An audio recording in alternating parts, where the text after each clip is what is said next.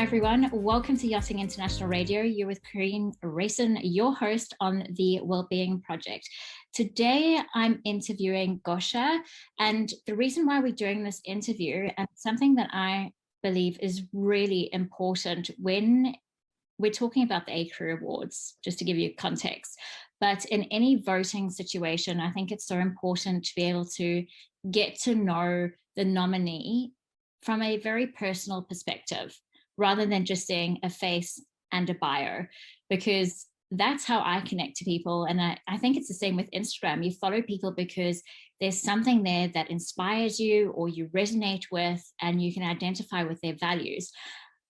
Gosha has been part of our TCC community for a long time, and she's been a huge help in my community. So it's such a pleasure to have you here, Gosha, and congratulations for being nominated. Thank you very much. Great to be here. My pleasure. So Gosha got nominated for the Mentorship Award.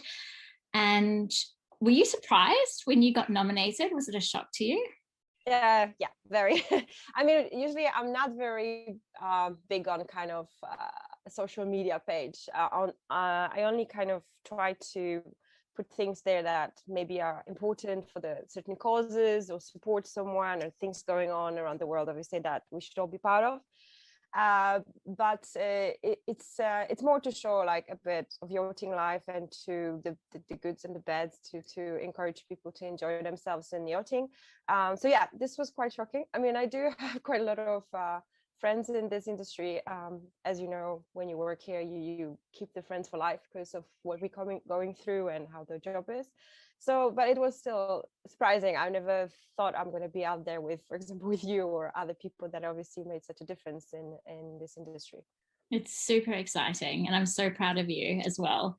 And what I wanted to ask before we begin is, perhaps can you give us some context of how you ended up in the industry and your current role, and how long you've been working in the industry for? Sure. I mean, I'll just keep it short. Maybe I've been in hospitality industry since I was 12 years old, really. I've always loved it. It was my passion, it still is. But I was working in hotels, mainly in restaurants. And I also seen a lot of changes in the hotel industry, from setting up the minimum wage to cross-training throughout departments, actually focusing on the well-being of the staff. And then at some point, I think when the recession came, I felt a little bit drained, and I felt I can't give enough support to my team when I'm myself, I'm not in the greatest places at that point. Mm-hmm. Yeah, one of my close friends, who is a chef on yachts as well, he transitioned from hotels to yachting, said that this is the best industry for you because you can put all your effort in it, your passion, and you will always get the thank you back. You always get the smiles back, which sometimes you don't really get in hotels. And you can still look after the team. You can still, teach them. You can still mentor them and sort of see the progress throughout. So you're gonna love it. And I did. I packed my stuff after 10 years in England and moved to France. Wow. And I've been here since 2011 beginning. So it's a long time. Great. So what does mentorship mean to you? I think from my own personal experience and from the past jobs and obviously in yachting, I think it's about support and guidance, but actual physical being there, not just putting out the schedules and tasks and explaining anything and guiding through. Especially when you're a young yachty and you're going into this job, you really don't know much. I mean, no matter how many trainings you've got and how many courses you do, this got nothing to do with the reality of the task on the boat. And if you have someone there to sort of be there to keep you always upbeat, because you are away from your family, you're obviously tired, you sometimes don't know how to do things, you're afraid to ask because you might seem coming through as I don't know, unqualified for the job or simply dumb and you're just scared. It's good to have someone that is there for you to kind of spot this and guides you through and show you everything in hand and pushes you forward. Because the best thing it is when you have a second stew or a third stew, and in 5-10 years time you see them on those huge boats as chief stews and pursers, you are the part of their story of their kind of leadership guide, and they write to you how much it meant to them that you've been a great chief stew or if you've been a great support, and it's just the best reward in this job, really. It's not the money, it's not the travel, it's kind of pushing those young crew forward and seeing them grow and flourish, you know, and seeing them doing such a great job later on. Absolutely. And it just reminds me, we do in my advanced leadership course, we give skills on how you can mentor and coach using the exact skills that you've mentioned now. And it's so powerful. It's called transformational leadership. That's the word. And it's about how you nurture your crew and push them up. And I think we need that. And it's about the impact and legacy that you can leave. It's not just doing your job description that you get on a piece of paper. It's way more than that. No, absolutely. I mean, you know, leadership, like you said, your courses are really good. That's why I kind of follow what you're doing, because I think in hotel management, we had that about 30 years ago when we needed that, and we have that now. And now in yachting, we still need it. More push into teaching people how to be a managers, leaders, or a mentors to their team, not just how to be captains and chief stewards or first officers, because it's not enough. It's about people's skills. It's about training them, being there for them, and kind of not to make them feel inadequate to the job they're doing, but just to encourage them, to show them things. And it takes a lot of effort, and it also takes a lot of knowledge how to do it. And you can't just get it off the street. You need to learn this. And your courses are exact what the thing that yachting needs for every level of the yacht crew, to be fair. Yeah, thanks, Kosha. So on that point, time, because that's another limited resource on board. When you've got guests on board and you're running around the clock, how do you find the time to offer support? It depends, obviously, what size of the boat you're on. I mean, I've worked on 60 meters, I've worked on 35 meters, now 21 meters. So it really depends on how you manage your time. I mean, as a chief steward or a chef or a captain, it's all about time management, isn't it? Even within your job. So, but it is, you should find still the time to walk all the way up from the upper deck down to the laundry, and just spend that 5 minutes just to check, just to see, ask how you're doing, how's it going, did you have your break, you know, do you need any help, is this okay for you, do you want to reorganize? Because what I've noticed is that a lot of us out there, especially chief stewards, we have a certain way of doing things, but the fact is that each boat is different. So maybe your green crew who just jumped on the boat might have a better idea of changing certain things, and giving them that encouragement of seeing their ideas of how to do things, and giving them that 5 minutes of a day, you know, it really makes a huge difference for them. They kind of feel that you're there for them.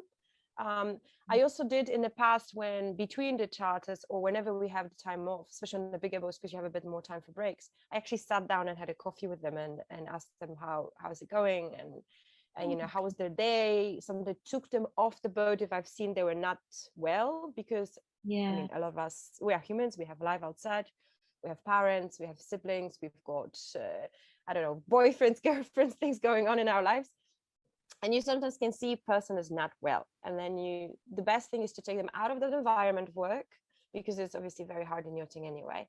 Even just to take them out of the cabins, take them out of the forward of the yacht or into the tender or whatever, and just sit with them and, you know, have a coffee and have a little chat, like the talking, the checking on them. And it's part of mentoring, is to being in touch of what really is going on with them, because many times we lose it, like you said, between the changing the sheets and towels and laundry and service, we're losing the human touch between our crew members. Absolutely. No wonder why you've been nominated. You've helped so many people. It's amazing. And with regards, I know I can speak from my personal experience, I've had some terrible leaders, but I've used that as my inspiration to be a better leader, and looking at the things that, or behaviors that they engage in that impact other people. And I just go, oh my goodness, this is so bad. So you learn a lot from bad leaders of what not to do. So is there any learnings from your experience of poor leadership?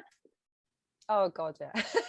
But I was fairly lucky, I have to admit. My first chief stew was horrible. But the thing is that I had a great captain, an amazing team, and that make a huge difference. Where it was a big boat. I've just joined after obviously being 15 years or even more in hospitality.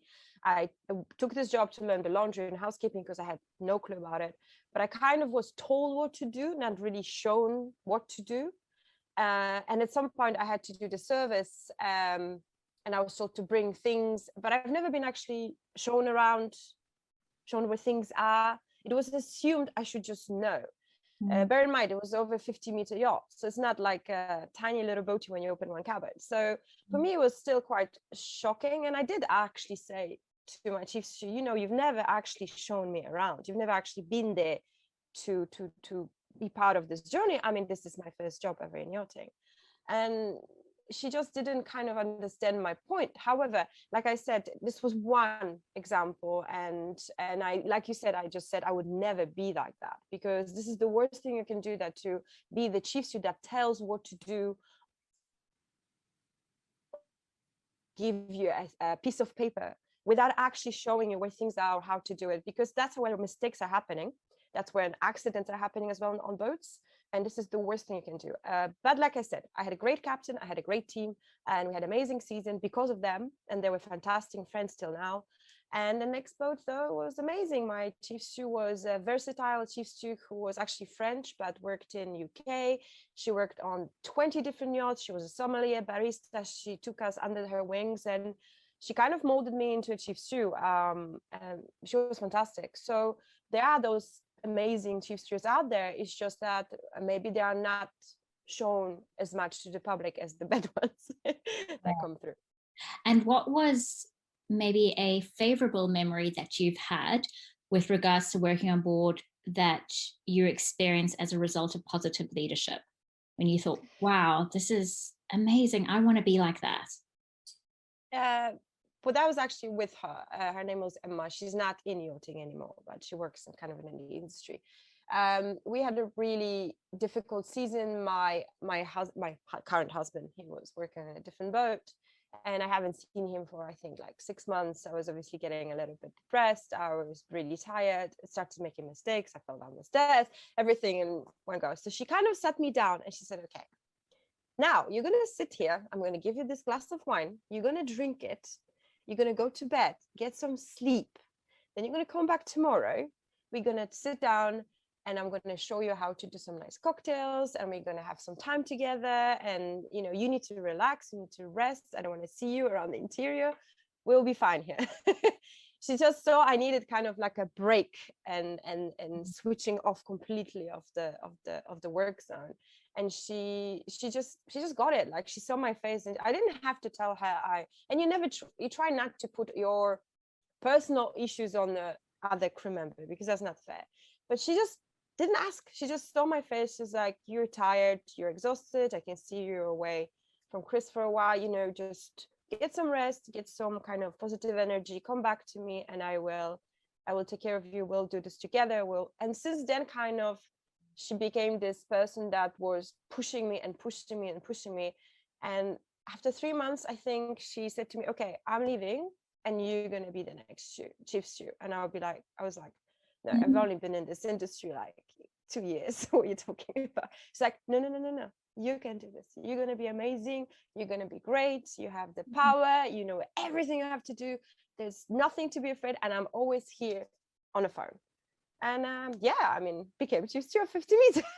So, but she was just so positive and so beautiful.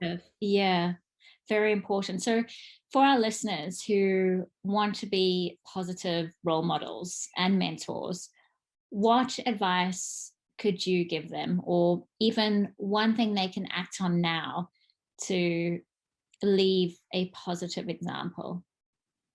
I think this actually has to do with everyday stuff, not just on board of the yacht. We see young crew walking around the dock. We see people trying to ask questions that are shy in their little outfits, trying to get the job. We see people mistreated on a boat, people are underpaid.